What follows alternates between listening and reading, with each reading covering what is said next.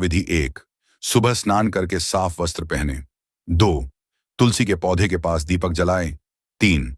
जल में थोड़ा कच्चा दूध मिलाकर तुलसी जी को अर्पित करें। 4। रोली, अक्षत और फूल चढ़ाएं। 5। तुलसी जी की 7 या 11 परिक्रमा करें। 6। ओम तुलस्यै नमः मंत्र का जाप करें। 7। अंत में आरती करें और प्रसाद बांटें। ध्यान रखें, रविवार और एकादशी के दिन तुलसी के पत्ते नहीं तोड़े जाते।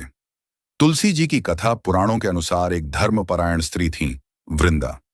वे भगवान विष्णु की परम भक्त थीं और उनके पति दैत्यराज जालंधर थे। वृंदा के पतिव्रत धर्म के प्रभाव से जालंधर को कोई भी देवता पराजित नहीं कर पा रहा था। देवताओं ने भगवान विष्णु से सहायता मांगी। तब भगवान विष्णु ने जालंधर का रूप धारण करके वृंदा की तपस्या भंग कर दी। जब वृंदा को यह झांत हुआ तो उन्होंने भगवान विष्णु को पत्थर बनने का श्राप दे दिया। उसी श्राप के कारण भगवान विष्णु शालिग्राम रूप में प्रकट हुए। इसके बाद वृंदा ने अपना शरीर त्याग दिया और उनके तप भक्ति से एक पवित्र पौधा उत्पन्न हुआ जिसे तुलसी कहा गया।